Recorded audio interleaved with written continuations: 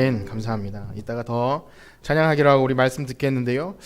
옆에 계신 분과 이렇게 한번 물음으로 인사를 하겠습니다. 이렇게 합니다. 한 영혼 마음에 작정하셨습니까? 이렇게 물어볼까요? 한 영혼 마음에 작정하셨습니까? 이 물음이 전혀 무엇인지 생뚱맞으신 분들은 설명해 주십시오.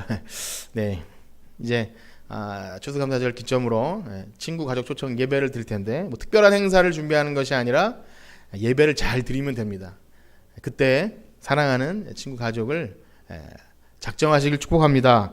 예, 저는 몇 주 전에 제가 찾아보니까 한 9월 23일 정도 되더라고요. 그 주일에 창세기 18장 말씀을 드리면서 이런 말씀을 드렸습니다. 기억하실지 모르겠는데 바로 이것이죠. 하나님은 사람에게 분명히 전능하신 하나님으로 자기를 계시하십니다. 여러분 그걸 믿으시죠? 그러나 이 말씀을 듣는 사람의 입장에서는 여전히 제거되지 않는 고통 때문에 하나님을 믿는다고 하지만 혼란에 빠지는 경우가 많이 있다, 그렇게 말씀드렸어요. 그것이 믿음의 조상인 아브라함에게도 마찬가지였고 우리에게도 그렇다고 그랬어요. 여러분도 혼란스러울 때 많으시죠? 하나님 분명히 믿긴 믿는데 변하지 않는 나의 현실 때문에. 그런데 또 이렇게 말씀드렸습니다. 그 문제의 원인을 들어가 보면 하나님의 전능하심은 하나님의 시간에 하나님의 때에 하나님의 방법으로 이루어지는 것인데 자기 중심적인 사람은 내 시간에 내 방법으로 내가 원하는 그것을 이루어 주셔야 전능하신 하나님이다, 이렇게 고집하는 잘못된 착각에 빠지기 때문에 그렇게 된다고 말씀드렸어요. 여러분 그것이 다 이렇게 이제 이해가 되어지시죠? 그런데 그것을 우리 머릿속으로는 수용할지 몰라도 실질적으로 우리가 그것을 깨달아가는 과정은요, 많은 시간 속에서 시험과 고통을 견디며 또 버티면서 믿음으로 우리의 삶을 살아낼 때 이루어지는 줄 믿습니다. 그것이 우리 혼자 하는 것이 아니라 하나님께서 아브라함을 인도하심처럼 그렇게 끝까지 부르신 하나님께서 끝까지 인도해 주시는 거예요. 그런데 사실 거기까지 우리의 믿음이 자라는 것도 굉장한 거죠. 그냥 거기까지만 자라도 엄청난 건데 오늘 본문은요, 그보다 더 높은 수준에 요구하시는, 그래서 하나님께서 자신을 이렇게 알라고 하시는 그 요구를 하고 계십니다. 사실은요, 죄송하지만 이해되어지진 않습니다. 하나님께서 자신을 계시하시지만 우리 인간적인 마음으로는 결코 아무리 이해하고 싶어도 이해할 수 없는 하나님을 발견하게 되는데, 그것은 바로 자기 백성을 시험하신 하나님을 보게 될 것입니다. 결론부터 말씀드리면 하나님은 사실 시험하심이 목적이 아니죠. 시험에서 우리를 괴롭게 하시는 목적이 아니라 더 확실한 신뢰의 관계로, 하나님과 우리 인간이 더 두터운 어떤 것도 흔들 수 없는 신뢰의 관계로 우리를 부르시기 위해서 시험하신다 그랬어요. 근데 그 모든 일을 미리 준비하신 하나님이 또 준비하시고 그 결과까지를 마련해 놓으시고 그 과정을 밟으면서 구원은 이렇게 오는구나 라는 것을 제시하십니다. 그래서 우리는 성경을 읽을 때마다 하나님을 찬양할 수밖에 없는 줄 믿습니다. 우리는 매일 그것을 찬양하는 거죠. 그래서 오늘 말씀을 통해서 그렇게 여러분들에게 소원합니다. 모든 시험의 순간 속에서도 우리의 모든 시선을 주님께 드리고 전능하신 하나님을 느낄 때 우리들을 통해 역사하시는, 그 우리들을 통해 역사하시고자 하는 것을 이루시는, 그것을 경험하시는 여러분들 되길 간절히 축복합니다. 자, 오늘 우리가 읽은 본문은요, 우리 귀에 매우 익숙한 본문입니다. 우리가 그냥 주일학교 때 너무나 많이 들었고 너무 유명한 장면이죠. 하나님의 명령대로 그 아들 이삭을 제단 위에 놓고 번제로 드렸다고밖에 말할 수 없는 그 유명한 장면. 그래서 어떤 그 아브라함의 신앙에는 클라이막스라고 할 수밖에 없는, 그래서 많이 알려졌을 것입니다. 왜냐하면 여러분, 하나님께서 아브라함을 부르시고, 우리가 그냥 오늘 처음 나왔다면 모르겠지만 이 오후 예배 시간에 그 아브라함을 부르시는 장면부터 혹시 한 번도 안 빠지시고 잘 들으신 분이라면, 아브라함의 믿음을 키워가는 과정 속에서 그 주실 복, 자손의 약속과 그 땅의 약속들이 그냥 눈에 보이는 그것이 아니라고 계속 우리는 그것을 이렇게 계속 말씀을 보면서 견제해야 된다고 말씀을 드렸어요. 자, 그렇습니다. 눈에 보이는 그것, 사실은 눈에 보이는 그것보다 훨씬 뛰어넘는 하나님이 주실 복, 약속, 그것을 우리는 계속 기억해야 된다는 거죠. 그런 의미에서 볼 때 하나님이 명령하시고 약속하시고 그런 약속들의 거의 종결, 완성에 이르는 그 완결짓는 그런 부분이 아닐까, 그렇게 생각이 됩니다. 기대가 되시나요? 저를 기대하신다기보다 저 하나님 말씀이, 이렇게 아브라함을 인도하신 말씀이, 이제 아브라함에게 이렇게 나타나신 하나님은요, 더 이상 우리가 성경 속에서는 그 기록을 찾아볼 수가 없습니다. 자, 그러면 본문을 한번 들어보도록 하겠습니다. 22장 1절과 2절을 한번 같이 읽어보도록 하겠습니다. 창세기 22장 1절과 2절입니다. 시작. 그 이르에 하나님이 아브라함을 시험하시려고 그를 부르시되 아브라함아 하시니 그가 이르되 내가 어디 있나. 아브라함께서 이르시되 내 아들 내 사랑하는 독자 이삭을 데리고 모리아 땅으로 가서 내가 내게 일러준 한 산 가서 그를 번제로 드리라. 아멘. 하나님께서 아브라함을 이번에 부르시는데 시험하시라고 부른대요. 이제까지 한 번도 그러신 적이 없어요. 아브라함이 실수할 때 나타나서 도와주시고 또 위로해 주시고 야 두려워하지 마라 내가 방패가 되어줄게 그런 말씀을 해주셨는데 한 번도 시험하려고 나타나신 적이 없는 하나님이 아브라함에게 시험을 하라고 나타났어요. 왜 그랬을까요? 여기 처음에 보면 그 일 후에라고 시작이 됩니다. 우리가 이제 보셨다면 그 일 후에라는 것은 제가 지난주에 그 브엘세바 언약에 대해서 사실은 이렇게 좀 뛰어넘었는데 아브라함이 그 땅에서 정착을 합니다. 그러니까 브엘세바 그 아비멜렉 왕과 이렇게 언약을 맺으면서 정착도 하고 아들도 낳았죠. 그 다음에 뭡니까 이렇게 잘 살아요. 그 동네 사람들이 아브라함을 보면서 굉장히 부러워해요. 야, 너는 정말 하나님이 함께 하시는 사람이다. 어떻게 그 나이에 100세가 되어서 애도 낳고 또 이렇게 잘 살게 되었는가 하면서 부러움을 한눈에 받았던 것 같습니다. 그래서 뭐랄까요? 그 시간, 그 일 후에라고 하는 시간은요, 아브라함에게 인간적으로 보아서는 뭔가 안정되지만 뭐가 좀 멈춰 있는 그런 의미라고 보기도 합니다. 참 땅을 차지하고 아들을 낳아주고 여러분 그 아들 100세에 낳은 아들이 얼마나 귀했을까요? 여기도 아들 한 분 계신 분이 꽤 많지 않습니까? 셋씩 있는 분도 계시지만 그 호연이라는 아이를 보니까 그 집에서 왕처럼 살고 있는 것을 보게 됩니다. 아무도 건드릴 수 없을 것 같아요. 그 왕처럼 그 젊은 사람도 그런데 100세가 된 할아버지 증조 할아버지 뻘 되는 그 할아버지에게 귀한 아들이 태어났는데 얼마나 금이야 오기야 하고 키웠을까요? 그리고 아주 모든 좋은 것으로 잘 싸발라서 잘 키웠을 거예요. 아마 오늘날에 태어났으면 아주 가장 비싼 영어 유치원과 그다음에 굉장히 좋은 것으로 잘 그렇게 했을 것입니다. 그래서 어찌 보면 그 시간들 속에서 하나님께서 아브라함을 부르신 그 목적과 또 그 아들을 주시는 과정들이 희미해지진 않았는가 그런 두려운 생각을 한번 해봅니다. 그러나 말씀을 통해서 드러나지만 아브라함은 전혀 흔들림은 없었어요. 단지 나름대로 그 아들 하나님께서 어떻게 귀하게 쓰시겠구나. 하나님께서 이 아들을 통해 많은 자손을 주시겠구나. 아주 성공시켜서 대단한 사람 인물로 키우시겠구나. 머리가 될지언정 꼬리가 되지 않겠다고 기도하고 그렇게 했을지도 모릅니다. 그런데 다시금 나타나신 하나님께서 청천벽력과 같은 말씀을 하시는데 아주 이해할 수 없는 네 아들, 네 사랑하는 독자 이삭을 데리고 모리아 땅으로 가서 거기서 번제로 드리랍니다. 예배 드리라는 것이 아니라 잘 묶어서 죽여서 불태워 드리라는 거죠. 이게 얼마나 깜짝 놀랄 일입니까? 교회 처음 나오신 분이라면 그런 하나님이라면 안 믿겠다라고 말할 수도 있을 것 같아요. 아브라함의 머릿속도 온통 하얘졌을 것 같습니다. 도대체 뭐지? 과연 하나님의 음성이 맞는 것인가? 내가 이제까지 하나님의 음성을 많이 들었는데 이렇게 말씀하신 적이 한 번도 없는데 그리고 하나님께서 약속해 주셔서 이 아들을 통해서 많은 자손을 주시겠다고 분명히 말씀하신 하나님께서 어떻게 나에게 이런 요구를 할 수 있는가? 이거는 비합리적이다 라고 할 수 있어요. 그리고 그 살았던 근방 땅에는요, 우리가 성경을 보면 알 수 있겠지만 이방 우상을 섬기는 사람들이 자식을 몰래에게 불에 태워 드리는 그런 인신제사를 행했습니다. 그렇기에 상식적으로 이해가 안 가요. 우리 전능하신 하나님이 그런 것을 원하시진 분명히 않을 텐데 내가 잘못 들은 것은 아닌가 하면서 굉장한 혼란에 빠졌을 거예요.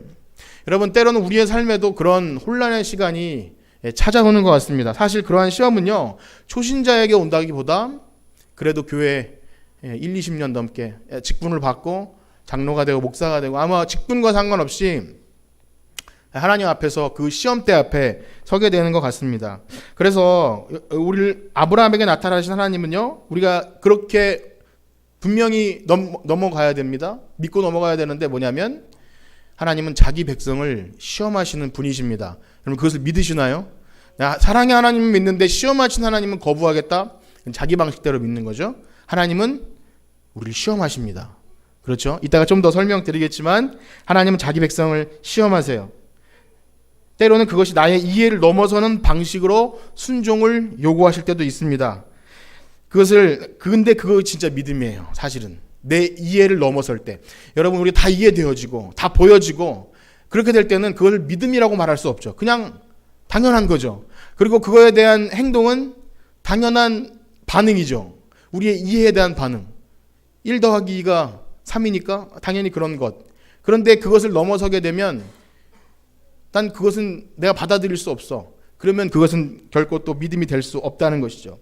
그런데 오늘날 현대의 많은 사람들은, 자기 중심적인 삶을 사는 사람들은요, 그런 하나님을 인정하고 싶지 않아 합니다. 하나님이 없다고 하는 사람들을 제외합시다. 하나님을 없다고 하는 사람들은 뭐 시험하시는 하나님이나 그런 하나님 믿지 않는다고 칩시다. 그러나 믿는 사람들에서도 두 극단이 나뉘는데, 하나님을 믿으면서도 하나님은 그냥 멀리 계셔서 품위를 지키시면서 그냥 우리를 바라만 주세요 라고 보는 사람들도 있는 반면, 하나님은 내가 필요할 때 즉각 나타나셔서 도깨비 방망이처럼 내 기도를 들어주셔야 진짜 하나님이라고 보는, 그것도 자기 중심의 신앙이죠. 그렇게 본다는 것이죠. 그러나 여러분, 하나님은 결코 그렇지 않습니다. 하나님은 질투하는 하나님인 줄 믿습니다. 성경은 계속해서 하나님 우리에게 사랑을 요구하시고 우리의 삶을 간섭하시고 개입하시고 계속 귀찮게 우리를 하세요. 그냥 내버려두지 않아요. 나태하게 내버려두지 않고, 우리가 조금이라도 하나님에 대한 시선과 우리의 마음이 멀어지면 즉각적으로 반응하시는 질투의 하나님이신 줄 믿습니다. 그런데 여러분, 아까 말씀드린 이 시험이라고 하는 개념에 대해서 성경은 두 가지 의미를 말하고 있습니다. 왜냐하면 성경에서 때로는 시험하시는 하나님도 있지만 하나님은 시험하지 않으신다고도 말씀해 주셔요. 그 대표적인 말씀이 야고보서인데 한번 찾아서 읽어보시겠습니다. 야고보서 1장 13절입니다. 야고보서 1장 13절 시작. 사람이 시험을 받을 때 내가 하나님께 시험을 받는다 하지 말지니 하나님은 악에게 시험을 받지도 아니하시고 친히 아무도 시험하지 아니하시느니라. 아멘. 이 말씀 속에 답이 들어있어요. 여기에 시험은 악이죠. 악, 유혹. 우리를 죄에 빠지게 하는, 당연히 하나님이 우리의 죄의 유혹을 빠지게 당연히 안 하시겠죠. 그래서 그런 개념의 시험입니다. 뭐 영어로 그럴 필요도 없어요. 우리가 그냥 읽으면 알게 되는 거죠. 그러나 하나님이 우리에게 시험하시는 목적은 무엇입니까? 성경 세 군데를 연달아서 읽어볼 텐데요. 전부 신명기 말씀입니다. 신명기는 너무 중요하죠. 한번 8장 2절, 또 8장 16절, 13장 3절인데 한번 이번에는 그 남자 성도님들만 한번 읽어보실까요? 신명기 8장 2절 시작.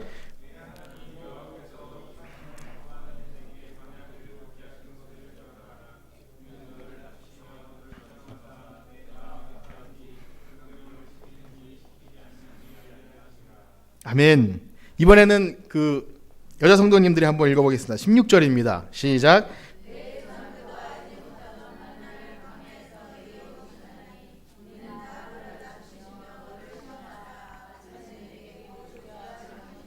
아멘. 이번에 다 같이 읽어보겠습니다. 시작. 너는 그 선지자나 꿈꾸는 자의 말을 청종하지 말라. 이는 너희 하나님 여호와께서 너희가 마음을 다하고 뜻을 다하여 너희 하나님 여호와를 사랑하는 여부를 알려하사 너희를 시험하심이니라. 아멘. 읽으셨으면 아실 것입니다. 하나님은 우리를 왜 시험하시냐면 우리 마음을 알려 하신대요. 우리가 정말 하나님을 사랑하는지 알려 하시고 마침내 목적은 복 주시려 하신대요.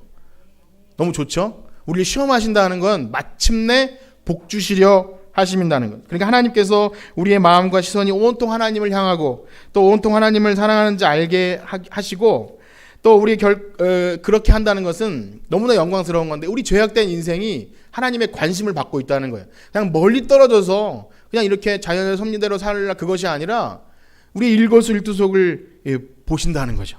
그리고 그 시험에 통과하는지 안 하는지를 보셨다가 막 혼낼 준비를 하시거나 그것이 아니라 마침내 복 주시려 하신대요. 여러분, 택함 받은 성도인 것을 감사하시길 축복합니다. 여러분, 시험은 복 주시기 위함이에요. 한번 따라해 보실까요? 시험은 복 주시기 위함이다. 이거 한 가지만 놓치지 않으셔도 우리 시험을 이겨낼 수 있습니다. 그런데 여러분, 이렇게 한번 물어볼게요. 시험은 그러면 좋은 것입니까? 안 좋은 것입니까? 예, 맞습니다. 예. 좋다고 말하는 것은 그냥 우리의 이성을 누르고 말하는 거겠죠. 사실은 그것은 쉽지 않은 거예요. 그 시간, 우리에게 주어진 인생의 시간은 장난이 아니죠. 하나님께서는 다 알고 계시지만 우리는 그것을 진지하게 살아가야 됩니다. 아브라함은 시험하시는 걸 보면서 전 이렇게 생각이 들었어요. 하나님, 저는요 그냥 적당히 하나님 사랑받아서 좋으니까 그런 시험은 저에게 주지 마십시오. 저는 못 바칠 수도 있습니다 라고 그런 생각이 들더라고요. 여러분 어떻게 했습니까? 아들을 바치라고 하는 건 내가 가장 소중한 것을 내놓으라고 하는 요구가 있다면 여러분 어떻게 하시겠습니까? 대답은 하지 마십시오. 그것은 진지하게 여러분이 살아내야 될 현장입니다. 그렇습니다. 우리는 그걸 쉽게 대답할 수가 없어요. 그래서 하나님은요, 왜 그런 말 속에도 왜 그것이 의미가 없냐면, 하나님은 우리를 사랑하시는데 우리의 사랑을 확인한 것이 우리를 대충 사랑하신 것이 아니라 그 아들 예수님을 죽이면서까지 사랑하셨기 때문에 그 사랑의 요구를 꼭 하셔야 돼요. 그 값이 엄청난 대가를 치르셨기에 네가 사랑하든지 말든지 알아서 해가 아니라 아주 집요하게 끝까지 우리의 사랑을 요구하신다는 것 믿으시길 축복합니다. 그러나 시험을 당할 때 그것을 알아도 역시 혼란스럽습니다. 그래서 본문으로 돌아가 보면 아브라함은 너무나 혼란스러웠을 거예요. 아브라함이 아무리 준비되고 믿음으로 성장시켜도 하나님께서 그렇게 정말 이해되지 않는 요구를 하실 때 정말 답답했을 거예요. 너무나 답답하고 그러나 여러분 이제까지 인도하신 하나님, 특별히 죽은 몸 같은 더 이상 자녀를 생산할 수 없는 자기에게 아들을 주신 것은 죽은 자를 살리시는 그런 창조의 하나님을 믿었다는 것입니다. 그래서 그 하나님이 하시는 말씀이라면 그냥 무한 신뢰죠. 무한 신뢰. 하나님은 뭐 돌이 떡이 되게 못하시겠습니까? 무에서 유를 창조하신 하나님이 하신 말씀이라면 내 머릿속은 이해되지 않아도 믿습니다. 이렇게 고백한 거예요. 여러분에게 그런 믿음이 있기를 간절히 축복합니다. 아브라함은 그래서 오래 시간을 끌지 않았어요. 밤새 고민했을 것 같지만 그것을 또 아내와 의논하지도 않고 아침 일찍 일어나서 예배드릴 준비를 합니다. 종들과 함께 장작을 준비하고 아들 이삭을 깨워서 3일길을 걸어갑니다. 엄청난 시간이죠. 이 3일이라는 것 우리가 잘 기억하지 않습니까? 예수님께서 죽으셨던 그 3일을 의미하는 듯합니다. 아브라함에게는 그것이 아마 죽음의 시간이었을 거예요. 자식을 바치려고 데려가는 그 시간들, 그리고 말씀하신 그 모리아산에 결국 도착을 합니다. 그리고 거기서 의미심장한 말을 하는데 종들은 너네들은 여기 잠깐 머물고 있어라 하면서 굉장히 의미심장한 말을 합니다. 22장 5절 말씀을 한번 같이 읽어보겠습니다. 창세기 22장 5절 시작. 이에 아브라함이 종들에게 이르되 내가 아이와 함께 저기 가서 예배하고 우리가 너희에게로 돌아오리라 하고 아멘. 예배하고 누가 돌아온다 그러죠? 우리가 돌아온다 그래요. 아브라함이 종들에게 이 아들 가서 이삭 바치고 나 혼자 돌아온다고 하기 어려우니까 둘러댄 말일까요? 네, 결코 그렇지 않죠.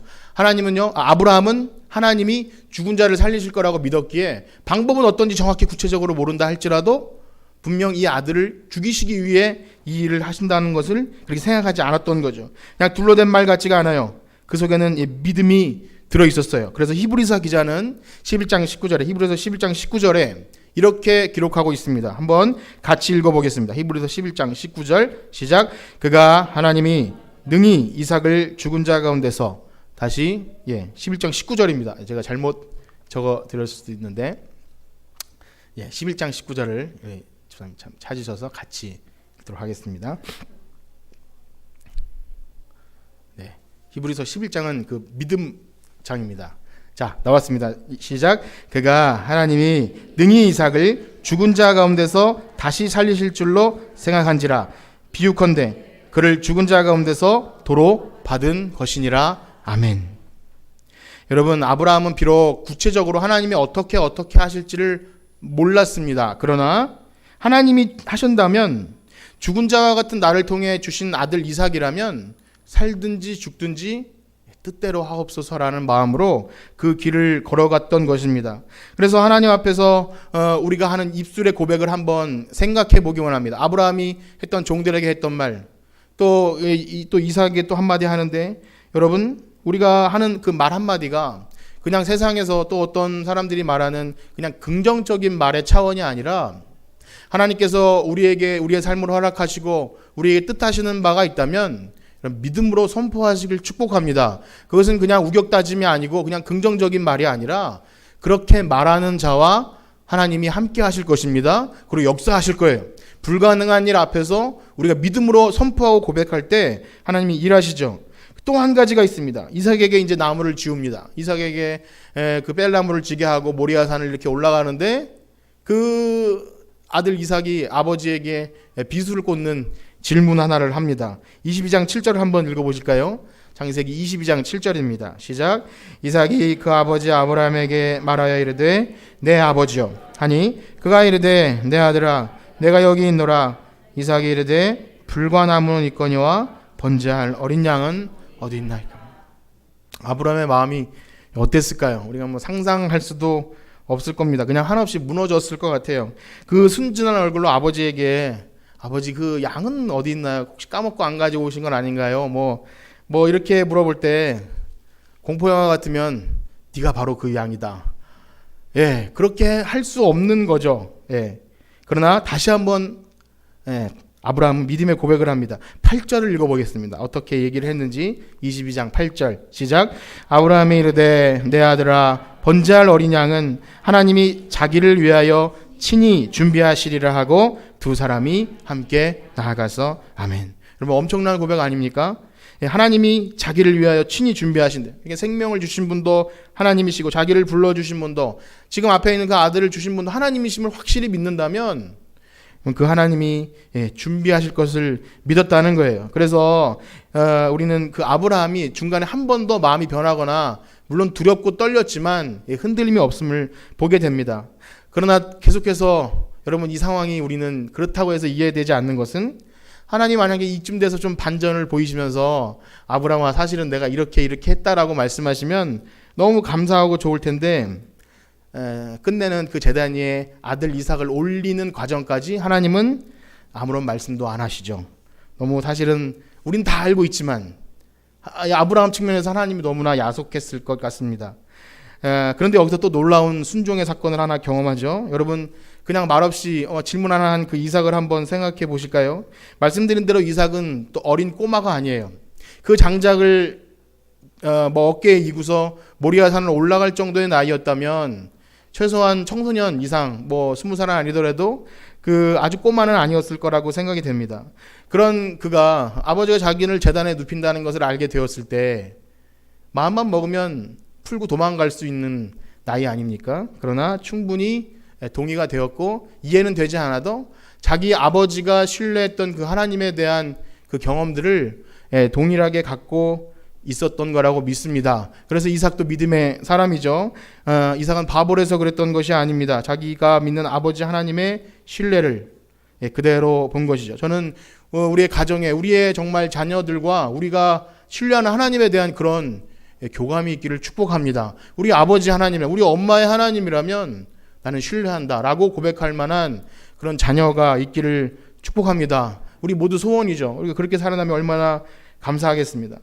자, 그러나 제가 아무리 상황을 설명한다 한들 여러분 지금 이 장면은요 어떤 종교도 어떤 세상 사람도 믿음이 좋은 사람도 쉽게 받아들이지 않는 거예요. 하나님께서 왜 굳이 이런 방법을 사용하셨는지 우리는 계속해서 따져도 모자랄 만큼 이해되지 않죠. 그것은 마치 하나님께서 자신의 독생자 예수님을 십자가에 못 박혀서 죽으시는 장면이 죄인들의 눈에 비춰질 때는 저게 뭐야 라고 말할 수도 있는 거죠. 그 의미가 우리가 도대체 무슨 상관이 있으며 도대체 그 아들 예수님이 십자가에 죽으시는 것이 나와 무슨 상관이 있나라고 말할 수 있는 이 무지함과 같을 것입니다. 그러나 여러분 성령께서 역사하시면 우리는 그것을 깨달을 줄 믿습니다. 마찬가지로 그렇기 때문에 예수님께서 하나님 아버지께 순종하여 그 참혹한 십자가에 피 흘리심처럼 이삭도요 꼭 도살장에 끌려가는 양같이 우리 이사야에서 예수님을 예표하는 것처럼 도살장에 끌려가는 양같이 그 털 깎는 자 앞에서 말없이 있는 양처럼 자기 앞에 놓인 십자가를 묵묵히 맞아야 했던 것입니다. 여러분 그러나 감사하게도 이 극적인 순간을 제가 좀 극화했으면 좋겠지만 그럴 능력이 없어서 여러분 10절부터 12절 읽겠습니다. 하나님이 대반전을 일으키십니다. 창세기 22장 10절과 12절 시작. 손을 내밀어 칼을 잡고 그 아들을 잡으려 하니 여호와의 사자가 하늘에서부터 그를 불러 이르시되 아브라함아 아브라함아 하시는지라. 아브라함이 이르되 내가 여기 있나이다 하매 사자가 이르시되 그 아이에게 손을 대지 말라. 그에게 아무 일도 하지 말라. 내가 내 아들 내 독자까지도 내게 아끼지 아니하였으니 내가 이제야 내가 하나님을 아멘. 감사하죠, 여러분. 예. 죽였으면 큰일 날 뻔 했는데 하나님의 사자는 급히 아브라함을 불러 세웠습니다. 그리고 멈추셨죠. 아주 중요한 말씀을 하십니다. 네 아들 내 독자까지도 아끼지 아니하였으니 이제야 내가 하나님을 경외하는 줄 아노라. 여러분, 이게 만약에 극장으로 우리가 영화를 보는 장면이었다면 하나님은 숨죽이고 아브라함이 아침에 예배드릴 준비를 하고 모리아산을 오르는 모든 장면을 초긴장을 하시면서 보셨을 것 같아요. 그리고 우리가 극장에 앉아있는 사람이라면 사람 관객뿐만이 아니라 모든 이 우주 자연 만물도 아브라함이 어떻게 하는 것을 꼭 봤을 것 같은 그런 느낌마저 듭니다. 왜냐하면 칼을 드는 순간 아브라함을 급하게 멈추셔야 했기 때문이죠. 하나님은 그 순간에 다른 어떤 것도 눈에 들어오지 않고 아브라함의 행위에 집중하고 보셨을 것 같아요. 여러분, 그런데 아브라함이 그 순간이 지나고 난 후에 탄성을 지르면서 혹시 내 그럴 줄 알았어 하면서 그렇게 했을까요? 그랬을 것 같지가 않아요. 그냥 온몸에 힘이 빠지고 다리에 힘이 빠지면서 그냥 주저앉고 싶었을 거예요. 온몸에 힘이 빠지면서 아마 심장이 너덜너덜해지지 않았을까 싶습니다. 그렇죠? 나를 이렇게까지 몰고 가셔 내 사랑을 꼭 하나님이 확인하셔야 됐을까라는 막 따지고 싶었을지도 몰라요. 하나님께 막 왜 그러셨어야 했나요? 그러나 여러분, 그 전능자가 자신이 얼마나 사랑하시는지, 그 아브라함이 자신을 얼마나 사랑하는지를 알기를 원하셨다는 것을 믿었기에 아브라함은 감사했을 것 같습니다. 또 아들을 죽이는 것이 목적이 아니라는 것을 아브라함은 믿었을 거죠. 그래서 이제 이 사건의 마무리는 이렇게 됩니다. 참 감사하게 마무리되는데 13절과 14절을 읽어보겠습니다. 시작. 아브라함이 눈을 들어 살펴본즉 한 순양이 뒤에 있는데 뿔이 숯불에 걸려 있는지라 아브라함이 가서 그 순양을 가져다가 그 아들을 대신하여 번제로 드렸더라. 아브라함이 그 땅 이름을 여호와 이레라 하였으니 오늘까지 사람들이 이르기를 여호와의 산에서 아멘. 사실 하나님은 이 모든 것을 계획하시고 준비해 놓으셨습니다. 그래서 시험하신 하나님은 서두에 말씀드린 바와 같이 시험 자체가 목적이 아니기 때문에 이미 순양을 준비해 놓으셨죠. 그래서 고난 한가운데 있을 때는 그 대안이 보이지 않아요. 터널 끝이 보이지 않지만 이제 그 시험의 시간을 견뎌내고 봤을 땐 그 해답이 바로 옆에 있었던 거죠. 그 순양은 바로 자기 뒤에 있었어요. 근데 그것이 보이지 않았던 것이죠. 없다가 뿅 하고 하나님이 나타내 주신 것이 아니라고 생각이 됩니다. 그렇다면 정말 시험의 시간을 지날 때 우리 생각엔 답이 없고 정말 이게 끝인가 보다 하는 순간 속에도 하나님을 날 시험하시는 목적은 반드시 복주심이야. 그것을 믿는다면 바로 옆에 있는 그 해결책을 찾게 되는 경험을 하시길 축복합니다. 그래서 여기서 너무나 잘하는 말씀이 나오죠. 여호와 이레. 우리가 쉽게 신앙생활 하다가 믿는 사람이라면 뭔가 일이 잘 풀렸을 때 여호와 이레 뭐 이렇게 얘기하지만 그 쉽게 쓸 말이 아니죠. 하나님이 준비하신다는 이 말이 이 원문에 보면 이 준비가 보이시리라 나타나시리라 그렇게도 됩니다. 그 의미는 뭐냐면 아브라함의 이것을 보여주길 원했던 거죠. 아브라함을 보시기 원했고 또 아브라함에게 무엇인가 보여주길 원했어요. 그것은 뭐냐면 바로 아들을, 그 사랑하는 독생자 아들을 죽이면서까지 사랑을 증명하시는 하나님의 사랑을 보이기를 원하신 줄 믿습니다. 거기다 또 한 가지는 그 아들이 죽는 것이 아니라 대신해서 순양을 준비하신 것은 우리 주 예수님께서 우리 죄를 위해서 대신 죽으시는 대속의 의미가 그 속에 들어있는 줄 믿습니다. 사실 이 사건을 가지고 좀 더 많은 시간과 또 여러 가지 적용할 점들을 얘기하면 좋겠지만 하나만 말씀드리고 마무리를 지어야 될 것 같습니다. 여러분, 우리 눈에는요, 우리 생각에는 불가능해 보일지라도 하나님의 말씀을 붙들고 그 길에 자신의 삶을 들여서 한 걸음 한 걸음 발을 내디딜 때 하나님은요, 모든 관심이 바로 그 사람을 향해 있는 줄 믿습니다. 무슨 말인지 아시죠? 우리가 불가능해 보이는 일조차 믿음을 가지고 그 일을 하려고 할 때 하나님이 우리를 바라보고 계시네. 초집중을 하고, 왜냐? 하나님이 개입하실 거기 때문에. 어떤 순간에 하나님이 치고 들어오실지 모르지만 하나님의 말씀을 가지고, 약속을 가지고 그 길을 걸어가면 막 발을 내디디면 강이 갈라지게 하셔야 되고, 그렇죠? 그물을 말씀대로 던지면 고기가 잡히게 하셔야 되기 때문에 하나님이 쉬실 수가 없어요. 그렇죠? 예, 고기를 딴 데 펼쳐놨다가 말씀대로 그물을 던졌는데 하나님이 한눈 팔다가 헛그물을 다시 건졌다면 다시 NG잖아요. NG. 집중을 하시면서 그 사람을 보고 계신다는 거예요. 여러분, 말씀대로 여러분들의 삶을 도전하시길 축복합니다. 그때 하나님이 우리의 삶을 바라보고 계시죠. 예수님도 부활하고 승천하신 다음에 우리들에게 그런 약속을 해주시죠. 땅끝까지 복음을 전하는 약속을 하신 다음에 무엇라고 하십니까? 볼지어다 내가 세상 끝날까지 너희와 항상 함께 하겠다 그래요. 하나님의 말씀을 순종하고 그 복음을 전하는 일을 할 때 함께 하신대요. 여러분, 그런 은혜를 우리가 체험하길 축복합니다. 그런 삶을 들어가기 위해서 이런 생각을 해봅니다. 우리가 내려놓아야 할 것은 과연 무엇일까요? 우리가 내려놓고 정말 내가 가장 아끼고 소원하는 것이 있다면 그것을 가끔씩은 포기하는 것, 뭐 다 버리고 그런 의미가 아니라 하나님보다 더 사랑하는 것이 있다면 우리는 시험대 앞에 서게 될 것 같습니다. 예를 들면 그런 거죠. 우리 삶의 불균형은 여러분 서로 내려놓지 못하는 것 때문에 일어나는 것 같습니다. 예를 들면 제가 요즘에 최근에 어떤 그 교회에 여기서는 부목사님을 구하고 여기서는 교회를 이렇게 구하는 분을 봤는데 교회에서는 그 담임 목사님이 이렇게 말씀하셔요. 정말 지원하는 사람도 없고 뭔가 이렇게 없다. 또 구하는 분은 정말 좋은 교회가 없다. 우리 사회의 비일비재한 일이죠. 뭔가 자기의 기준이 있어요. 결혼하길 원하는 형제 자매들도 믿음만 바라본다고 하지만 그 상이한 기준 때문에 그 합치점을 찾기가 어렵죠. 부모와 자식도 마찬가지 아닙니까? 부모는 자식에게 이것만 하면서 요구하지만 자식은 그런 것을 원하는 것이 아닌데 자기 기준대로 요구하고 자식은 또 나에게 그냥 편안하게 사랑을 주길 원하는데 계속 나를 핍박하는 것 같은 자녀들은 그런 것을 느끼죠. 그래서 결국 시험에 드는 것 같습니다. 마찬가지로 우리가 너무나 사랑하신 하나님은요, 우리가 더 사랑하는 것을 쫓아갈 때 그냥 편케 있질 않으신 것 같아요. 그래서 그런 것이 있다면 우리로 하여금 질투하시면서 시험하시는 거예요. 하나님은 그렇게 하셔야 하나님의 일을 하시는 거죠. 그러나 하나님의 시험의 참 목적이 무엇인지 우리는 들어서 이미 알고 있습니다. 그것을 꼭 기억하셔야 돼요.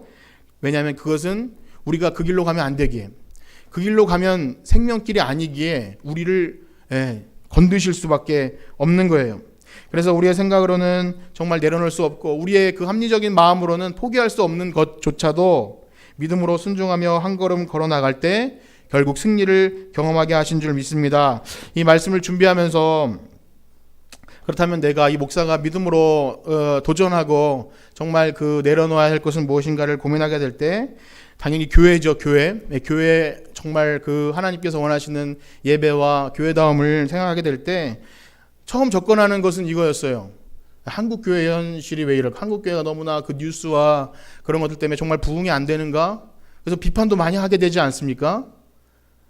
근데 그것은 비겁한 변명이었습니다. 비겁한 변명. 나를 돌아보고 우리 교회를 돌아볼 때 우리는 그렇게 입찬 말을 할 수 없게 됨을 보였어요. 어떤 한 집사님이 그렇게 고백을 하였습니다. 그렇게 얘기하는 가운데 가끔씩 교회를 위할 때 고민이 되는데 정말 한 10년, 20년 되시는 분들은 잘 예배를 드리고 즐겁지만 새로 온 분들을 찾기가 어렵다 이런 말씀을 하시면서 과연 우리가 10년 후에도 존재할 수 있는가 그런 좀 어둡지만 그런 말씀을 하실 때 저로서는 굉장히 부끄럽고 공감되는 그런 말씀이었어요. 그래서 우리 교회 현실을 바라보며 하나님께서 에스겔에게 보여주신 그런 환상 속에서 말씀이 생각났습니다. 인자야 이 뼈들이 과연 능히 살 수 있겠느냐. 그래서 그런 생각을 합니다. 우리가 혹시 생명력 없고 죽어있는 뼈들은 아닌가. 그러면서 이 못난 목사의 삶부터 시작해서 말씀은 청산이로서 선포되고 있지만 과연 우리 삶에 그 말씀이 적용되고 있는가. 그래서 한 영혼 돌아보는 그런 마음이 있는가. 한 가지만 여러분들 마음에 한번 검증해 보십시오. 친구 가족 초청잔치라는 광고가 나가는데 혹시 마음속에 한 영혼 생각하시는 분이 계신가요? 손은 들지 마십시오. 아니면 나는 없어서 어떡하지라고 고민은 하시나요? 마지막 그냥 매년 있는 행사지라고 생각하시나요? 여러분 만약에 맨 마지막에 속했다면 우리는 정말 겉은 번드르르 하지만 속은 죽은 시체가 들어있는 회칠한 무덤, 또 피를 불어도 춤추지 않는 귀머거리 독사가 아닌지 우리는 스스로 반문해야 됩니다. 그래서 여러분 정말 생명력도 없고 그렇다면 아브라함에 계신 축복, 정말 많은 사람에게 복을 흘려보내요. 우리가 받은 복을 흘려보내야 되는데 우리만 잘 먹고 잘 산다면 그것이 없이 어찌 복의 통로가 될 수 있습니까? 우리 옆에 계신 분에게 이렇게 물어볼까요? 여러분 살아 계십니까? 한번 물어보세요. 살아 있습니까? 한번 물어보십시오. 꼭 졸음을 깨라거나 하는 말씀은 아닙니다. 살아 있는지 여러분 우리를 검증해야 됩니다. 많은 복을 받았는데 우리가 예배 잘 드리고 우리끼리 너무나 친하고 좋은데 과연 그것이 교회가 평안하고 든든한 것인지 우리는 정말 심도 있게 생각해 봐야죠. 그런 부끄러운 고백을 합니다. 정말 하나님께서 전도하지 못하니까 지극히 작은 영혼 하나를 보내주셨는데 그가 연약하다고 하여 세상에서 보잘것없다고 하여 귀찮게 여겼던 저의 그런 못남을 돌아봅니다. 여러분 감사하게도 하나님은요 우리를 시험하실 것입니다. 그거 믿으시나요? 여러분 하나님의 음성에 못 들은 척 하지 않으시길 축복합니다. 이 시간에 예배 시간이 끝나는 무렵에 빨리 끝났으면 혹시 좋겠다고 생각하시는 분이 있다면 시험에 드시길 축복합니다. 시험에 드시길 축복합니다. 왜 안 끝나고 이렇게 하고 있냐? 왜 지금 목사가 무슨 말을 하고 있는지를 여러분 잘 우리 마음속에 새기길 축복합니다. 여러분 하나님께서 그러나 그 시험을 속에서 친히 준비하실 것입니다. 다시 한번 옆에 계신 분에게 이렇게 합시다. 힘을 냅시다. 하나님이 친히 준비하실 것입니다. 그래서 결국 그 뼈들이 생기가 돋고 힘줄이 생기고 다시 살이 돋아서 군대를 이루는 쉬었던 전도도 시작하시고 루디아 전도에서 예배 오후에 돌았던 그런 것도 시작하시고 우리가 쉬었던 전도와 또 기도와 혹시 금요철아 나오고 못 나오는 분들 다 시작하시고 여러분이 우리가 도전이 있을 때 이때다 기회라고 생각하고 다시 한번 새 힘을 얻고 하나님께서 원하시는 예배다운 예배 또 교회다운 교회 무슨 많은 말보다 묵묵하게 주님께서 주시는 그 명령들을 실천하는 우리 모두가 되기를 그래서 하나님의 역사의 주인공이 되기를 축복합니다. 우리 찬양 드리고 마치겠습니다.